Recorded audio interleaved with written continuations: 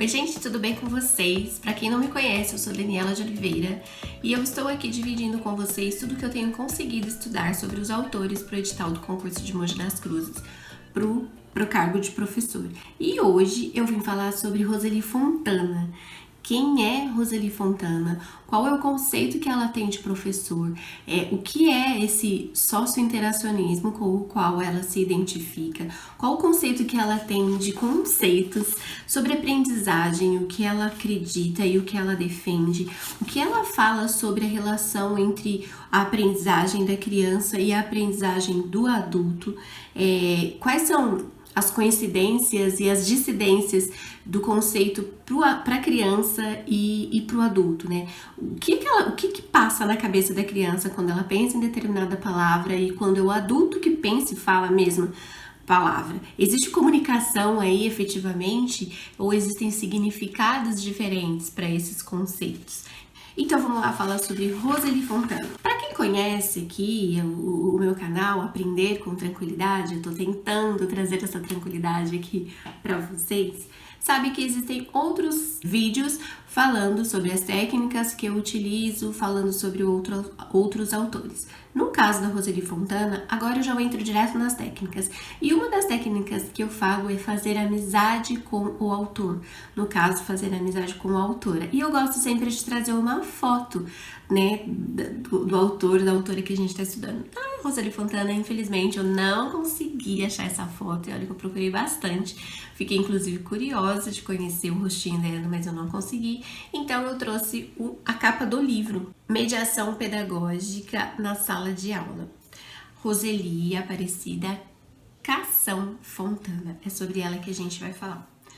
A Roseli Fontana nasceu em 1951, então ela tá aí com seus 70 anos. Sim, em 71, aos 20 anos, ela começou a sua graduação em pedagogia. Dani, vai cair biografia do autor? Não, já falei isso várias vezes, mas uma das formas que eu encontrei de entender o autor, trazê-los para perto, os autores, trazê-los para perto e procurar associar, né? Porque é muito conteúdo, gente. Eu tô aqui falando com vocês, tem uma parede cheia aqui de conteúdo. Depois eu vou colocar uma foto aqui para vocês. Esse conteúdo é sobre legislação que eu tô estudando. E aí são os autores, são 32 autores. E tem português, e tem matemática, é muita coisa. Então, nos autores especificamente, uma forma que eu pensei em trazer esse conteúdo, e eu gosto sempre de fazer isso, tentar trazer para minha vida, fazer associações. Então, eu gosto de trazê-los e fazer essa amizade que eu falo. Eu gosto de saber o que foi que a pessoa estudou, com quem já trabalhou, se atuou em sala de aula, se é uma pegada mais teórica ou se traz ali uma carga de experiência também na atuação profissional da qual ela tá falando. E no caso da Roseli Fontana, o que eu descobri foi que ao encerrar a primeira graduação, no ano seguinte ela já foi para a sala de aula.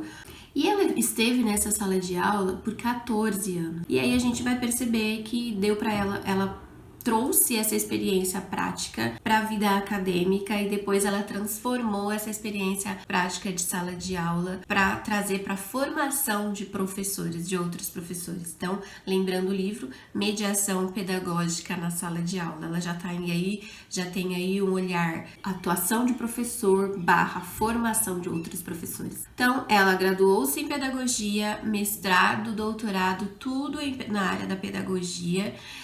Uma pegada também de administração escolar. As linhas de pesquisa dela: formação de professores, processo de criação do trabalho docente, o corpo que ensina, rituais de iniciação docente. Então já é uma pegada do tipo assim, como oferecer para os professores uma orientação, um olhar formativo.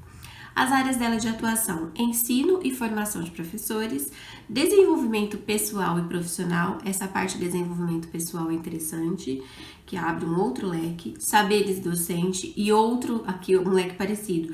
Psicologia do desenvolvimento humano, desenvolvimento social, essa palavra é chave, e da personalidade. Então, o desenvolvimento social e o desenvolvimento da personalidade. Essa área de atuação. Quais foram as disciplinas ministradas pela Roseli Fontana? Alfabetização, didática geral, metodologia do ensino fundamental, estágio supervisionado, ela tá sempre com esse pé, o que eu fiz e o que eu posso ajudar. Práticas de ensino nas séries iniciais, né, da educação infantil, pesquisa pedagógica, óbvio que, né, uma mestre e uma doutora, ela traz consigo essa questão de pesquisa, obviamente. Organização do trabalho docente no cotidiano da sala de aula. É bem rica a experiência dela, tanto de pesquisa quanto de prática profissional de professora ali lidando com as crianças e depois a prática profissional enquanto formação de professores. Então, gente, basicamente essa é um pouco assim, superficialmente, né, da biografia da Rosalie Fontana. A Rosalie Fontana, ela tem a sua base teórica, eu acredito que a prática também, em Vygotsky. Vygotsky, rapidamente falando, ele também é sócio-interacionista, ele estudou Piaget, ele é biólogo, né, e ele criou a sua base, a sua teoria pedagógica através da observação dos seus filhos e através do seu conhecimento enquanto biólogo. Então ele focou na parte biológica do desenvolvimento humano e assim, a parte biológica e o que a criança é capaz de atingir no que se refere à aprendizagem, tendo como base o seu desenvolvimento, a sua maturidade biológica. Vygotsky, ele assume sim essa teoria piagetiana, ele reconhece essa teoria piagetiana, no entanto, ele vem com um olhar diferenciado no sentido de que a criança ela não aprende apenas pelo seu processo de desenvolvimento biológico, mas a aprendizagem da criança ela acontece, ela evolui através da convivência social, das interações sociais. E Rosalie Fontana, ela tem essa base de Vygotsky, que é sócio-interacionista, que inclusive é a base da Prefeitura de Mogi das Cruzes. A teoria de Vygotsky, que é a aprendizagem através das relações sociais. E aí, se a aprendizagem acontece através das relações sociais, qual o papel do professor, então, nessas relações? Vygotsky fala, e Rosalie Fontana, né, na verdade, traz isso. Ela fala que existem dois tipos de conhecimento, o conhecimento espontâneo e o conhecimento sistematizado. O conhecimento espontâneo é aquele que vem já nos primeiros grupos sociais. Em geral, o nosso primeiro grupo social, de convívio social, é a nossa família. A gente já nasce ali e é com aquelas pessoas que a gente aprende a se relacionar, que a gente começa a construir os nossos conhecimentos, que a gente começa a assimilar alguns conceitos, né? E ela vai falar muito sobre essa questão de conceito, é bem legal. Então, é no grupo social. Aí depois a gente vai se relacionar com os amigos, a gente vai para a escola, hoje em dia cada vez mais cedo, mas normalmente o primeiro contato de grupo social é a escola, e é aqui nesse grupo social que a gente aprende muito, a gente aprende os nossos conhecimentos espontâneos, né? A criança, ela tem naturalmente uma questão de descoberta, né? De busca, de aprendizagem, só que de exploração, né? Na verdade. E essa exploração da criança, ela é orientada pelo adulto. À medida que ela descobre e ela quer saber o que é um adulto que vai dizer, ó, isso que você descobriu é tal coisa. Então ele vai dar o conceito, ele vai dizer quais são as características daquilo, o que é aquilo e para que serve. E isso, na verdade, depois isso faz muita diferença, porque a gente consegue perceber na prática que muitas famílias, elas têm um olhar mais dedicado a atender essa curiosidade das crianças e conceituá-las ou de uma forma que a criança vai entender melhor, ou ampliar essa questão conceitual, né? Dizer, olha, isso é tal coisa, assim, de uma forma mais específica, vai abaixar e falar ali, olha, que legal, isso tá vendo isso daqui? Isso serve para tal coisa. Então, desenvolve aquela curiosidade da criança através dos conceitos. E aí, qual que é o papel do professor nisso? O professor, ele vai ser o adulto que faz essa relação com a criança. Enfim, o papel do professor é o mediador do conhecimento espontâneo que a criança traz de fora da escola para o conhecimento sistematizado, que a gente pode entender também como conhecimento científico, que é o que a escola vai desenvolver e vai trocar e vai apresentar para a criança. Esse é o papel do professor, ele é mediador. Então, isso já refuta a ideia daquele professor que descarrega conteúdo, que transfere conteúdo para a criança. Historicamente falando, e a gente vai falar sobre isso também, historicamente falando, o conceito que se usa para falar sobre o aprendizado, né, é tudo aquilo que a criança aprende no ambiente escolar, é currículo e não mais conteúdo, porque não existe mais essa ideia de conteúdo é uma coisa que a gente despeja, né? Não existe mais. Existe aquele conteúdo que a gente vai desenvolver, que a gente vai trocar, que a gente vai mediar, né? Porque a criança, ela não existe mais para a criança aquele olhar de alguém que chega vazio. A criança já chega com conhecimentos espontâneos. E esses conhecimentos espontâneos devem ser transformados através do professor mediador em conhecimentos científicos sistematizados. Por que sistematizado? Uma coisa que ela fala. Quando a criança busca determinado conhecimento e vai em busca de conceitos, né, naturalmente, o conceito, o que ela entende por conceito? Conceitos são produtos históricos da atividade mental e eles são utilizados para comunicação e para conhecimento. E os adultos, eles têm um grau de generalidade diferente, mais amplo, digamos assim, das crianças. Por isso que é importante a colaboração do adulto para que a criança tenha ampliado essa capacidade de conceito. Por quê? Através do conceito que a gente aprende, é através do conceito que a gente se comunica, pensando que a comunicação é uma coisa em que eu falo e é uma coisa que eu recebo, uma coisa que eu falo não, é uma coisa que eu transmito, porque eu posso me comunicar sem ser pela fala. É uma coisa que eu expresso e é uma coisa que eu recebo. Então, eu tenho que ter essa capacidade, né, essa maturidade, essa habilidade para tanto saber me expressar quanto saber receber, né, a expressão do outro. E por que graus de generalidade? Porque a criança, ela às vezes, quando ela fala, sei lá, quando ela aprende, entende o conceito de porta, ela entende que é alguma coisa que pode estar, que limita um espaço ali, né? Ela tá vendo ali a utilidade da porta, as características, né, da porta, pelo menos daquela que ela tá ali se relacionando. E aí ela tem aquela ideia, né, aquele grau de generalidade normalmente mais restrito. Um adulto, ele tem um grau de generalidade mais ampliado, por quê? Primeiro porque ele sabe que existem inúmeras possibilidades de porta. Existem as possibilidades de se utilizar o conceito porta. Ele teve as portas fechadas para o mercado de trabalho, né? Uma criança ouvindo isso, ainda que ela tenha a ideia clara do conceito de porta, nesse contexto, ela vai imaginar todas as portas se fechando. E aí entende que é um conceito assim mais limitado. E aos poucos, óbvio que à medida que ela interage, ela vai perceber que existem outras possibilidades para a porta. Mas a princípio é restrito, ela não entendeu. Eu até pesquisei algumas tirinhas, ó, vou colocar aqui para vocês para falar, para mostrar essas possibilidades e essa diferença da relação com o conceito que a criança e o adulto têm.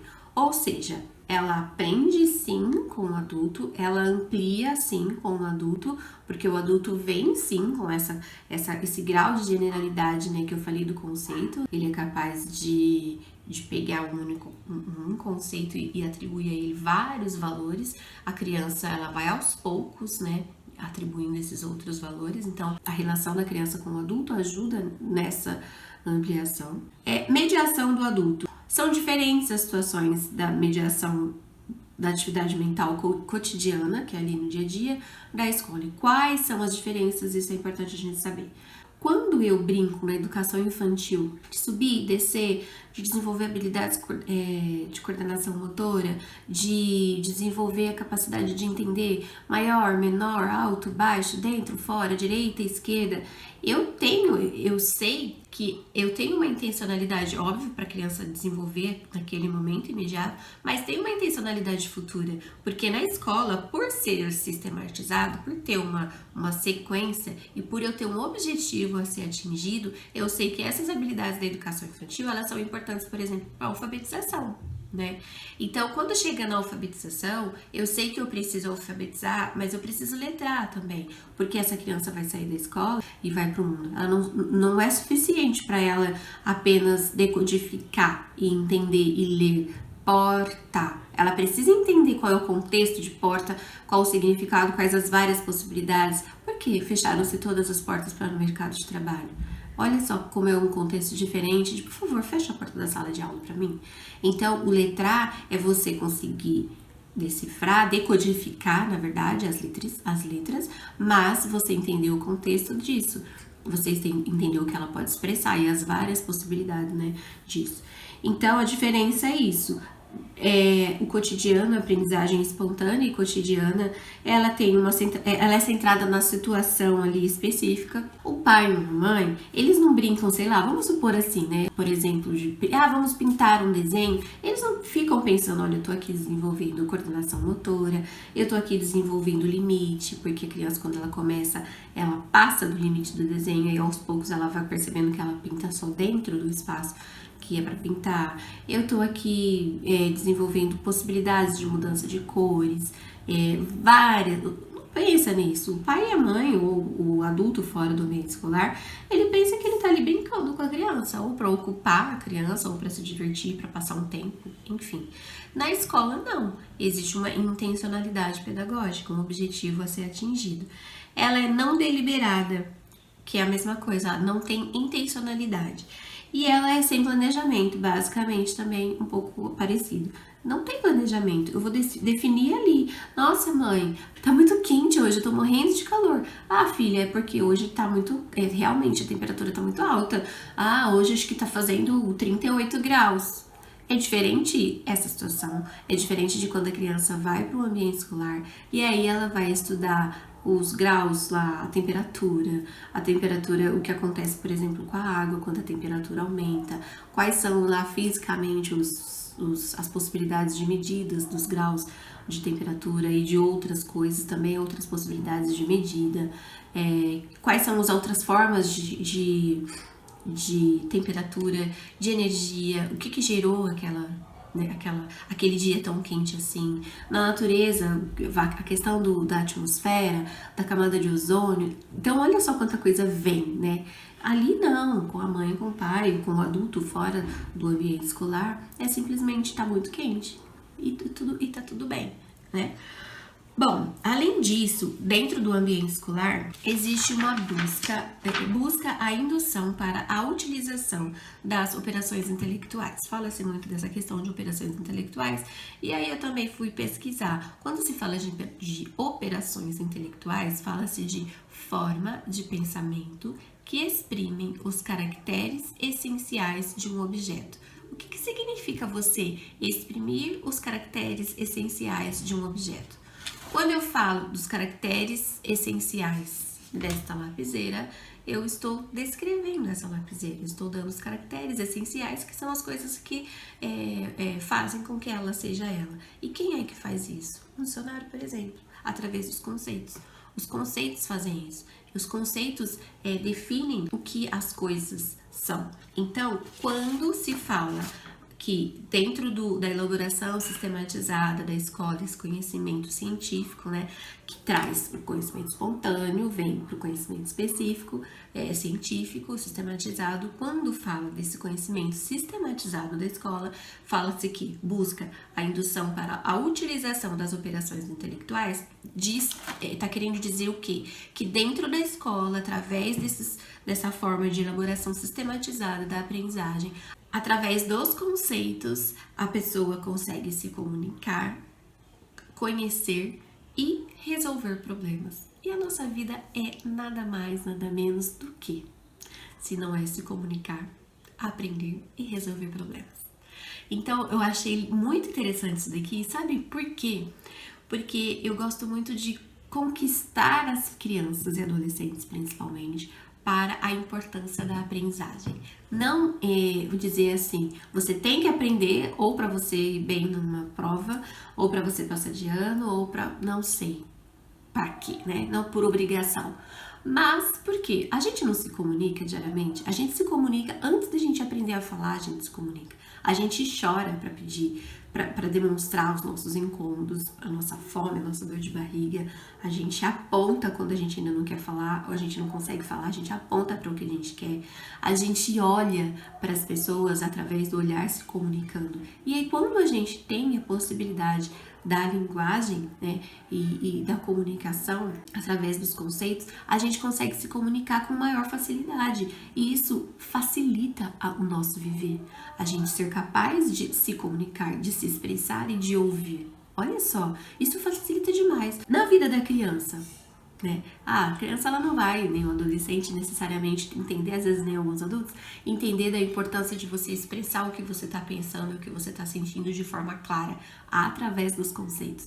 Mas a criança pode perceber que quando ela está jogando um jogo no videogame e aparecem ali conceitos explicando como que aquele jogo funciona, é uma utilidade importante para o aprendizado. Olha só que legal, você domina os conceitos, às vezes até em outro idioma, né? À medida que você até domina em outro idioma, maior ainda você se torna, mais livre você se torna, né? Mais à vontade você se torna. Porque sim, eu entendi o que foi dito, porque sim, eu consigo me expressar. A comunicação através dos conceitos, e isso assim, é no nosso dia a dia. Teve um vídeo que eu fiz sobre Paulo Freire, falando sobre essa questão do analfabetismo, e é verdade, imagina você estar num restaurante, você estar no momento de compra, você estar vindo um ônibus e você não conseguir ler, você não conseguir entender que ônibus é aquele, você não saber se você entrou no ônibus correto, você não sabe pedir, você não saber o que te ofereceram, né? Eu até citei lá, se eu não me engano, você não conseguir ler um contrato, você não saber o preço daquilo que você tá pagando, sabe? Essas coisas assim que a gente aprende através dos conceitos. Você não conseguir pedir determinada coisa porque você não sabe se expressar, você não conseguir negar determinada coisa porque você não entende o que é aquilo. O conceito é isso, gente, e é muito importante, é muito rico e é muito necessário, né? À medida que você aprendeu, à medida que você consegue se comunicar, à medida que você conhece, resolver os problemas fica muito mais fácil, né? Até, eu sempre gosto de trazer essa questão emocional. Até as emoções, à medida que você conhece as suas emoções e você tem capacidade de comunicação para expressar, fica mais fácil as relações, fica muito mais fácil, né? Ou também à medida que você consegue entender o que o outro está te expressando, as relações ficam muito mais fáceis. E aí as resoluções dos problemas também se tornam muito mais fáceis. Conceitos cotidianos, conceitos científicos novamente, o professor como mediador, e aí a Fontana fala assim, que o professor apaixonado, que se intriga com os modos de ensinar, ele abandona, pelo menos temporariamente, esse papel de alguém que tem um vocabulário mais amplo, digamos assim, que tem um domínio maior, mais profundo, mais generalizado dos conceitos, e aí ele passa de professor oficial para pesquisador, participante do cotidiano da escola. Eu achei isso fantástico. É tipo assim, eu não sei tudo, deixa eu aprender mais, deixa eu buscar mais, deixa eu entender mais o que está acontecendo. E isso também faz uma certa referência a Paulo Freire, porque eu lembro também dele falar isso, de eu entender o lugar do outro. Ele fala muito do diálogo, de eu ouvir a necessidade do outro. Uma outra concepção que a Roseli Fontana também traz dessa diferença da aprendizagem espontânea, né, fora do ambiente escolar, e a aprendizagem sistematizada dentro do ambiente escolar, é que, socialmente falando, já existe uma hierarquização no conceito de professor e aluno. Então, o aluno já vai para a escola entendendo que ele vai aprender com aquela pessoa. E aí ele está disposto a reproduzir aquele sistema que o professor apresenta para ele. Ainda, gente, que fora do contexto do tipo despejar conteúdo, porque não é essa a ideia da Roseli Fontana, de despejar conteúdo. É de fato professor mediador. Apesar do livro ter sido publicado em 1996, já existia esse conceito de professor mediador. Foi esse conceito que ela trouxe. Mas, ainda que tenha esse conceito de professor mediador e não despejador de conteúdo, existe já socialmente falando construída a ideia de que a criança, o aluno, né, a criança está indo para a escola, o aprendiz, o aprendente está indo para a escola em busca de aprender com alguém que está lá também para ensiná-lo, né? Tudo bem que chega lá e estabelece-se uma dinâmica de troca e não precisa, apesar de existir essa hierarquização, você não precisa, enquanto professor, que em tese está acima dessa hierarquização e o aluno embaixo, não significa que você precisa desconsiderar o que essa criança trouxe, desconsiderar a realidade que essa criança trouxe. Então é importante a gente entender que ela fala também de uma hierarquização, do domínio do conceito mais amplo, né? Do grau de generalidade mais amplo do adulto, no caso da escola, do professor e mediador. Só que ela fala que a criança, embora ela perceba, ela entenda essa hierarquização, eu estou diante de uma pessoa que tem conhecimento mais amplo que o meu mais generalizado, né, que o meu, óbvio que a criança não vai usar esses termos, mas a criança entende essa relação, essa hierarquização, então ela vai disposta a reproduzir aquilo que o professor está lá trazendo para ele. Só que, ainda que ela consiga reproduzir, ela não tem a mesma capacidade, a mesma maturidade, né? No caso, o mesmo conhecimento, porque ela teve menos relações, então ela desenvolveu menos esse conhecimento de conceitos através das relações. Então, sempre o sócio-interacionismo no sentido de aprender com as relações e levando em consideração que a relação que eu tenho não é a mesma que o outro tem. Então, tem novidade aqui para mim também. Sócio-interacionismo. Olha de novo o que ela fala. A partir do momento que a gente internaliza as ações, nossos papéis e as nossas funções sociais, o sujeito, que somos nós e a criança também, o sujeito dirige o seu próprio comportamento. O sujeito redimensiona e reorganiza a atividade mental através dessa autorregulação, que é a de dirigir o próprio comportamento. Dani, o que está acontecendo? O que é isso? As crianças não brincam de ser a mãe, de ser o pai, de ser o professor, de ser quem ela se relaciona, né? Quando ela faz isso, ela está, de certa forma, organizando, reorganizando, experimentando, brincando, né? Diz que a brincadeira diz que é o trabalho da criança, né? E é super importante, porque ela está experimentando esses papéis sociais. Então, se o aprendizado, ele é nada mais, não é que ele é, mas ele acontece em grande medida pelas interações sociais, e aí a criança tem essa possibilidade de colocar em prática, brincar dos papéis sociais, brincar das atividades sociais, né, das coisas, o que uma mulher faz, o que uma mãe faz, o que uma profissional faz, o que uma professora faz, o que o meu pai faz, o que o meu avô faz, o que as pessoas fazem, né, dentro das possibilidades de atuações sociais. Qual a função de cada um, como que isso acontece, e ela podendo colocar isso em prática, e a criança coloca isso em prática brincando, mas não só isso, né, ela coloca em prática também atuando, né. Um exemplo que eu penso, a partir do momento que a criança coloca em prática, por exemplo, a colaboração dentro de casa, então ela tá aprendendo que esse papel social de colaborar dentro de casa é alguma coisa natural para todo mundo, independente se ela é um menino, se ela é uma menina, se ela é o pai, se ela é a mãe, entende? Ao contrário, se a criança aprende que dentro de casa, se ela é menina, ela deve ser responsabilizada por ajudar a mãe nos trabalhos domésticos, e ela vê que o pai e o irmão não têm essa prática, é isso que ela está aprendendo.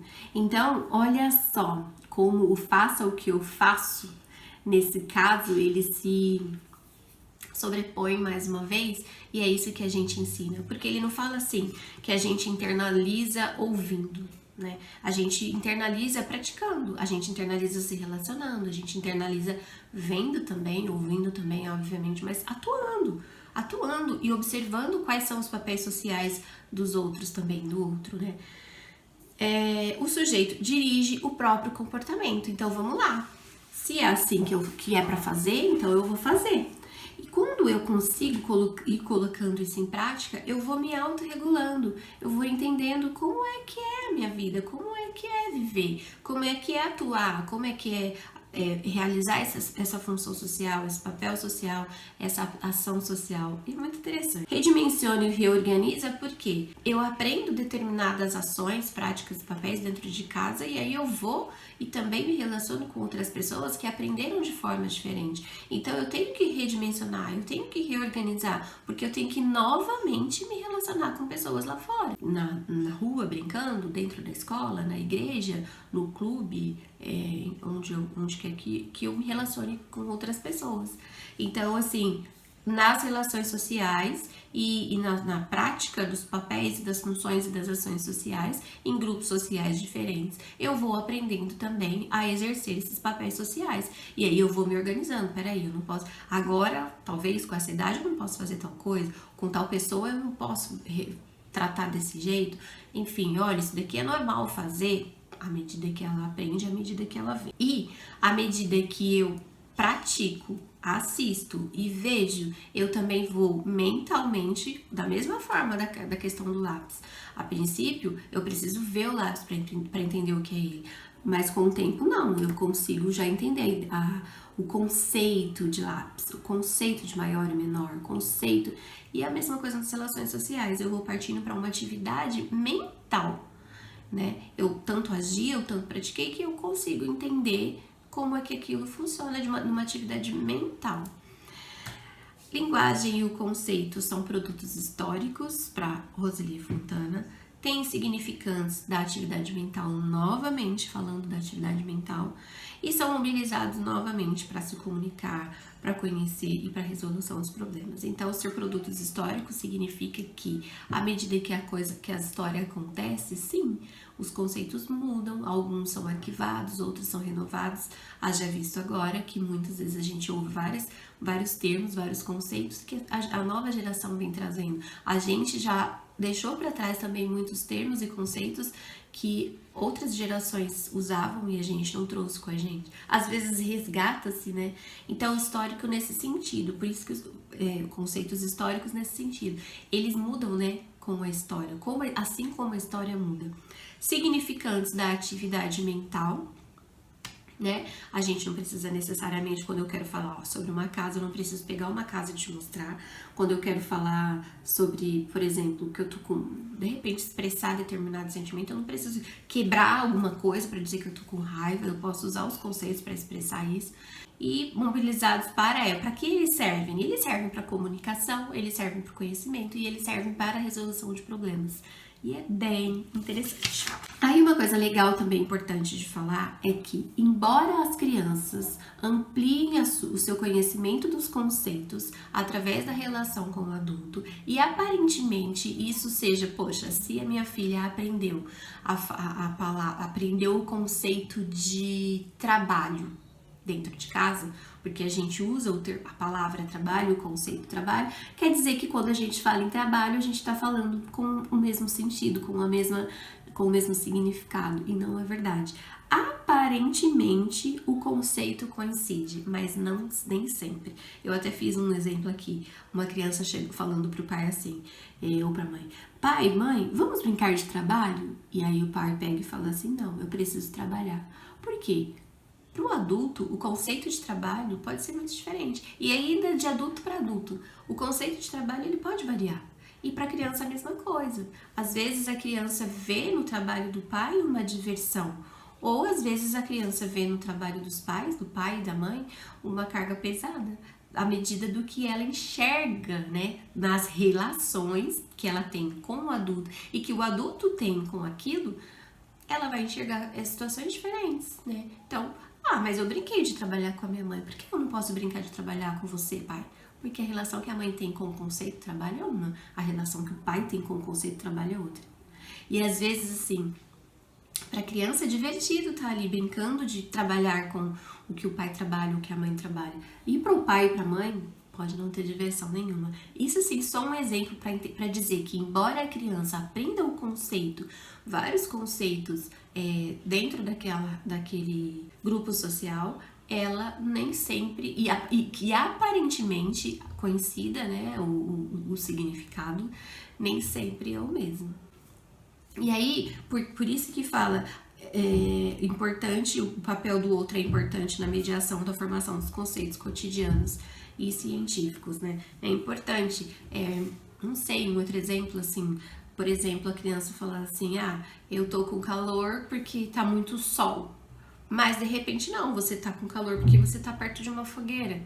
Então, olha só, eu já senti calor porque estava um dia ensolarado, mas eu posso também sentir calor por outras fontes de calor. Então, eu vim aqui para um conhecimento cotidiano e aí eu venho através da mediação, no caso da escola de um adulto professor, de um professor, entender que existem outras fontes de calor, outras possibilidades de calor. E aí tem toda uma questão científica, óbvio, que dentro da capacidade cognitiva, né, da maturidade cognitiva que a criança esteja vivenciando, e sempre respeitando isso e sempre sabendo que existem os passos, né? Até hoje ela conseguiu entender desse jeito, mas daqui de hoje para amanhã, de um período para o outro, ela consegue ampliar um pouco mais isso, cientificar um pouco mais esse conhecimento. Não sei se essa palavra existe, como sempre. Então, o que termina acontecendo? A criança percebe que aquele adulto, ele tem alguma coisa a mais. Ele se sente mais à vontade com aquele conhecimento. Isso eu tô usando as minhas palavras, né? Tentando expressar o que eu entendi da fala dela. A criança entende isso, então ela tenta, sim, se adaptar àquilo. E é muito comum, né? Crianças, adolescentes, eles tentarem reproduzir o que aprenderam. E quando eu falo em aprender, eu não falo só de currículo escolar, mas aprender de um modo geral, né? Então, uma pessoa que ela vê que faz ou algum esporte, ou fala de determinada forma, ou se veste de determinada forma, assiste determinadas coisas, trabalha em determinada profissão. Então, é comum, né, a gente perceber o quanto a criança vai sim se espelhando no adulto que tá ali se relacionando com ela, ou na criança maior, né, na pessoa mais velha e tal. E aí, e com isso ela vai, às vezes, tentando reproduzir aquilo, ainda que não tenha exatamente, faça muito sentido para ela. É uma reprodução porque eu admiro, porque é um novo, porque eu tô gostando, porque eu tô achando que aquela pessoa de fato conhece mais do que eu. Nas crianças, eu percebo isso em casa, por exemplo, né, na minha filha, nos meus filhos. Muitas vezes a criança usa determinada palavra, ou às vezes fora de contexto, porque ela ouviu a gente falando e aí ela coloca ali, ou às vezes até dentro do contexto. Mas se você perguntar para ela assim, nossa, mas o que significa essa palavra? Às vezes ela não sabe explicar, mas ela conseguiu usar a palavra dentro daquele contexto, ainda que ela ainda não saiba explicar. E à medida que ela vai se relacionando, então ela fala e alguém, nossa, mas onde você aprendeu? Aí de repente aquele é o momento que você, tá, então isso significa tal coisa, mas aqui tá significando outra. Então, através da relação desse momento de troca, ela conseguiu entender que aquele conceito ele é mais amplo do que aquilo que ela sabe. Ainda existem outras possibilidades e ali ela vai ampliando. Aqui, no caso da Rosalie Fontana e no caso da teoria de Vygotsky, é um aprendizado que acontece pelas relações sociais. Piaget, ele fala tendo como base a maturidade cognitiva biológica. E a Rosalie Fontana, com base em Vygotsky, eles falam que essa maturidade cognitiva ela vai aumentando, ela vai se estabelecendo através do contato com o outro, das interações sociais. Eu achei interessante uma elaboração que ela fala, né, da questão do conceito como prática social. Então, dá pra gente perceber que ela fala muito sobre a questão do conceito. E ela, para chegar no conceito, ela considera que a criança já traz o conhecimento espontâneo, chega na escola e através do professor mediador, ela transforma esse conceito que ela já trouxe em um conceito, essa experiência espontânea que ela já trouxe, em uma experiência que seja possível de ser contextualizada cientificamente. Então, eu vim do senso comum, né, da minha experiência de vida, do senso comum, e através da atuação do professor como mediador na escola, eu passo para uma experiência científica, um conhecimento científico, do senso comum para o conhecimento científico. E ela entende e por que ela e como que é feito isso? Através do conceito, através da capacidade de você conceitualizar as coisas, porque o científico, ele parte obviamente da questão empírica, né, de como as coisas são, mas o objetivo é tornar aquilo generalizado. Usa um termo aqui, ó, generalização, isso mesmo, ó. A elaboração conceitual é considerada como um modo culturalmente desenvolvido de os indivíduos refletirem cognitivamente suas experiências, a vida, a experiência de vida, as coisas que acontecem no dia a dia, resultante de um processo de análise, abstração. Então, quer dizer, as coisas acontecem na vida assim. Então, vamos analisar, vamos abstrair o acontecimento, né? E sintetizar, no sentido assim, todas as vezes que chover, isso é chuva, e a chuva acontece porque a água tá ali embaixo, evapora devido à alta temperatura, ela vai se condensar e aí ela vai cair em forma de chuva. Então foi analisada a situação, né, do dia a dia, e aí foi feito de forma que as coisas elas sempre acontecem desse jeito, portanto elas podem ser elas podem ter uma síntese generalizada. As coisas, se elas sempre acontecem desse jeito, de uma forma que dá pra gente fazer uma abstração, é porque elas vão acontecer sempre assim. Ela é uma coisa científica. Óbvio. Mas tem coisas que eram assim e deixaram de ser. Porque você deve conseguir novamente observar que houve fatores da experiência, né, que aconteceram. Por exemplo, vamos supor, houve um aquecimento global, houve através da poluição, essas coisas, houve um ataque à camada de ozônio, então a temperatura subiu, então as chuvas aumentaram, então algumas coisas aconteceram, mudaram, não porque a ciência diagnosticou, não sei se é esse termo, não porque a ciência observou e generalizou alguma coisa e agora aquilo que a ciência generalizou mudou, então não dá para confiar. Não é isso, é que naquele momento o que a ciência observou, a experiência que trouxe era aquela. Hoje trouxe uma outra experiência. Então, para ser científico, precisa ser assim. E a ciência, o conceito está diretamente ligado à ciência. Quando você é capaz de, com clareza, através do conhecimento, que são os termos que usa, né? Você é capaz de se comunicar no sentido de expressar e ouvir a expressão. Quando você é capaz de conhecer através dos conceitos também, e quando você é capaz de resolver um problema. Por que que chove tanto? Né? Então, isso é científico, e tudo isso é através do conceito, né? O que ela fala? Rapidamente, para encerrar, ela fala que a escola precisa investir nessa capacidade de conceitualização científica, nessa capacidade de conseguir entender, explicar, registrar, conhecer e resolver os problemas através do conceito.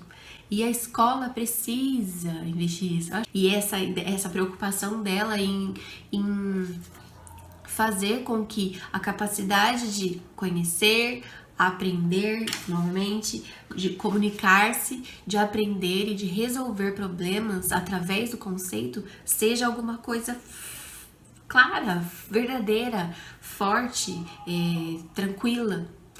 Quanto mais eu dominar o conceito com clareza, com assertividade, com ciência, né? Com ciência e com consciência, essa é a liberdade que a gente tem, né? Do conceito. E aí ela fala que o papel da escolarização, embora o processo de conceitualização, né, com capacidade de conceitualizar as coisas, seja um processo único e integrado, Vygotsky destaca a necessidade de diferenciarmos a atividade mental centrada sobre a vida cotidiana, que são aqueles conhecimentos espontâneos.